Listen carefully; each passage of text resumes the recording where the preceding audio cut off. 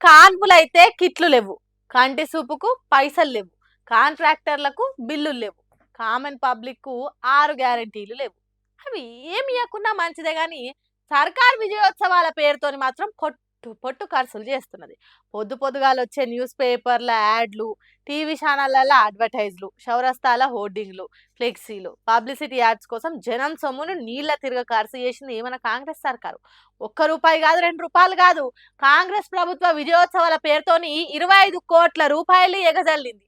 రాజుగారి సోకులకే రాజ్యంలో ఉన్న సొమ్ములు అన్నట్టు ఇష్టరీతిని ఇచ్చుకుంటూ పోయినరు యాడ్స్. వాటి కోసం ఖర్చు చేసే బదులు కేసీఆర్ కిట్టు కోసము, కాంట్రాక్టర్ల జీతాలకు ఇచ్చేతానికో, ఇంకో 1000-1500 కోట్లు ఇందిరమ్మిండ్లు ఇచ్చేతానికో వాడితే ఓ నలుగురు బాగుపట్టేవాళ్ళు కదా. కానీ అట్లా చేయకుండా అధికారం చేతులు ఉన్నదని అడ్డు అదుపు లేకుండా చేసిండ్రట. మామిడి వేణుగోపాల్ అనే న్యాయవాది సమాచార హక్కు చట్టం కింద వివరాలు అడిగితే ఈ లెక్కలు విచ్చలవిడిగా ఖర్చులు బయటపడ్డాయి. ఈ ముచ్చట తెలిసినాక చాలా మంది తెలంగాణ వాదులు రాష్ట్రము పిచ్చోని చేతుల రాయి తీరుగా అయిందని అంటున్నారు. ఏందో ఏమో పోన్రి.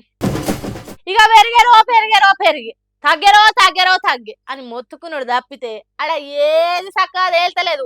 ఓ దిక్కు నుంచి చూస్తే ఈ బంగారం వెండి మనతో దావుడు మూతలు ఆడుతున్నాయని అనుకోవాలి. మరి లేకుంటే ఎందుల్లా ఓ పారి పెరుగుతుందని ఇక తగ్గనే తగ్గది, జల్లి పోయి కొనుక్కోరని చెప్తే అప్పో సప్పో వేసి కొంటురు. మళ్ళా 4 రోజులు గడుస్తేయలేవు. స్వల్పంగా తగ్గుతున్న బంగారం ధరలు, భారీగా తగ్గిన పసిడి అని వార్తలు వస్తాయి. తీరా వయసు వస్తే ఎంత తగ్గుతుంది? ఓ 100నో 200, మా అంటే ఓ 500. అంతకు మించి తగ్గింది అంటే అది షాకింగే అనుకోవాలి. ఇక ఇప్పుడు కూడా గిదే ముచ్చట. అందరు ఆతృతగా జర తగ్గుతుందేమో బంగారం అని ఎదురు చూస్తుంటే ఏటూ చక్కగా తేలకుండా పెరుగుతుంది, తగ్గుతుంది. ఇప్పటికైతే 24 క్యారెట్ల 10 గ్రాముల బంగారం ధర ₹330 తగ్గి ₹1,25,510 నడుస్తున్నది. 22 క్యారెట్లదేమో ₹1,15,000 గట్ల నడుస్తున్నది.